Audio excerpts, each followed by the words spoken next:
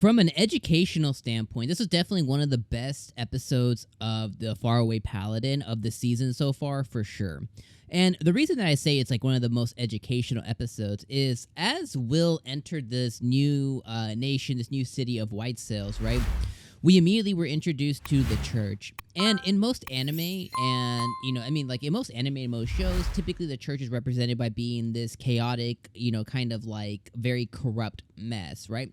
Typically, they have their hands in so many different cookie jars, and they're really the ones that are in control and manipulating a certain nation.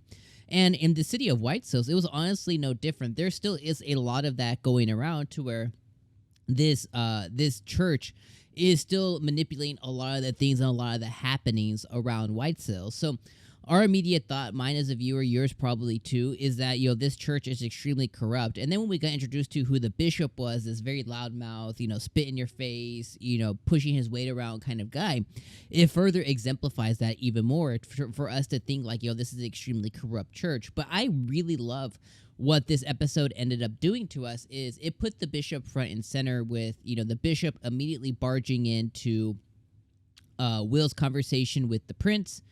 And again, he was complaining about that the prince didn't go through the proper chain of command, and asking the bishop if he could have Will, to be in his presence, kind of thing, because Will currently has put himself under the not protection, but under the listing of the temple of the church, essentially. And because of that, he's basically one of the bishop's like underlings in a sense. So because he kind of like skipped that step, or at least the prince did, the bishop was extremely mad about that. He's like, you're crossing lines here, essentially. So that was definitely like kind of like our first view into the bishop this episode. And then, eventually that kind of, again, it further kind of puts us on that path of like, this dude is corrupt, this dude is this and that.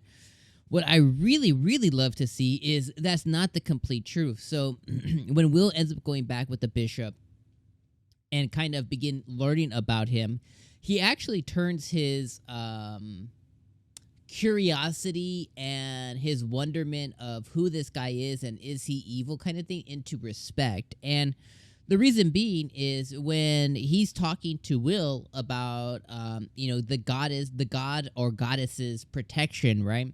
And Will's very curious as like, oh, well, he noticed that the bishop had like an extremely advanced prayer stance, and he was probably even more protected by his god than Will was for Graceville. So Will was immediately very curious as he asked the god straight up. He's like, well, not the god. He asked the bishop straight up, like, why don't you use your god's protection? Why don't you use that gift, that divine light that you're given? And the bishop really did two things. He educated Will, but he also educated us as the viewer as to what's really going on here. And he let Will know that, every time that, like, why do you think that you got a god's protection? And Will tells him his piece for a moment there. And the bishop was like, well, no. The reason, this is why you're not advanced, blah, blah. He's like, the reason that you're given the god's protection is to do something for the god, and the god is trying to accomplish something through you. So using that willy-nilly is not what you want to be doing. He's like, so this is why I throw... He tells us everything that he's doing, and he puts himself out there as being very intentional. He's like, I throw around my weight. I throw around my... the connections that I've made. I use the power. I push... He's basically saying that he pushes the chapel's agenda. He pushes his God's agenda. He pushes his people's agenda. And he does it through these different means of being appearing to be loud and semi-violent and overbearing. And he's like, I do these things very intentionally so that I don't have to use my God's protection unnecessarily. I do it only when that's absolutely the last thing, when it's absolutely needed. Otherwise, I want to be able to use my own skills to kind of push the church's not light, but basically where the church can cover. He's trying to push it outward without needing to use the gift that he was given, even though his gift is extremely powerful, right? And just kind of the way that he was able to explain that to Will, even for myself and Will himself, right, as the viewer and Will, we were both able to say, oh, wow, like this, okay, so the church isn't necessarily corrupt, but they are doing things very intentionally. And the reason that they're doing those things is to kind of push, what they're trying to achieve further, right? Get more followers, grow the church's footprint, gain more people to the church and the temple, get more people to be representative of the gods, right? He's doing things very intentionally, right? All the same, and is pushing the church's power up to equal of those who are running the country, kind of thing. So that way, it's like one in is very like it's very on the same playing field. So one can't dictate what the other does. It's like it's like a partnership by force. And I was like, man, that's so powerful and so smart. And then Will, at the end, he's like, yo, I need to respect this man. I need to, learn more from him. Because even though of his outward appearance or the way he's perceived to a lot of people, that's not what he really is.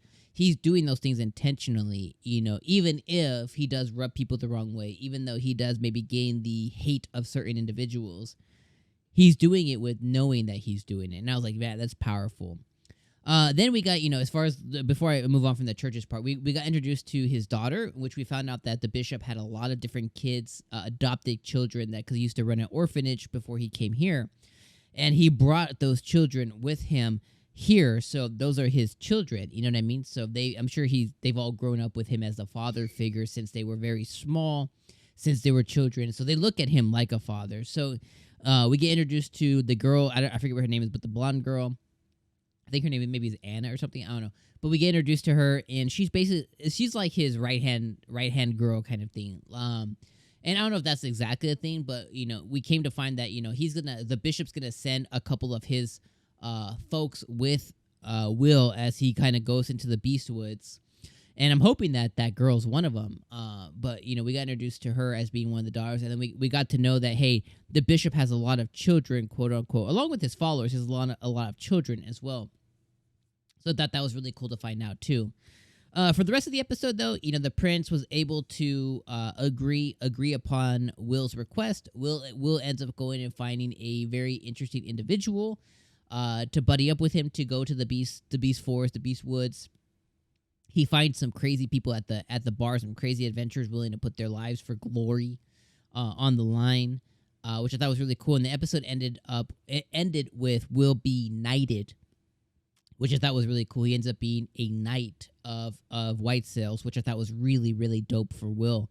I like the way he was dressed up. I like his garbs. I think it was definitely... He's come a long way. And at the end of the episode, Will was like, yo, Gracefield, do you see me?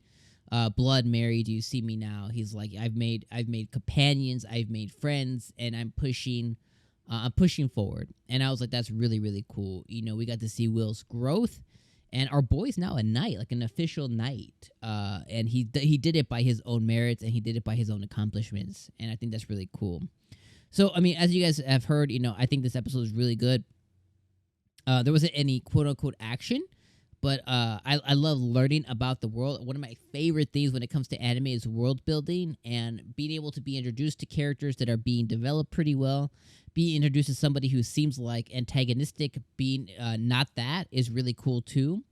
And just seeing Will's network begin to kind of like expand, I think is really dope too, considering that he came from somewhere to there was no humans at all to where now he's like able to expand his network and be able to kind of like collect a lot of really interesting people who are going to help him push his agenda and his mission from Gracefield forward. So let me know what you guys thought about this episode down in the comments below. I appreciate you guys being here every single week. Next week's episode is number 11.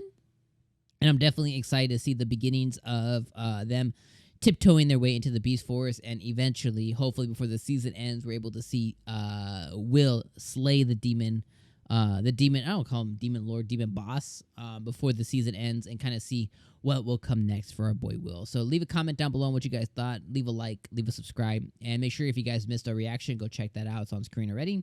And I'll see you guys next week for episode number 11. Peace.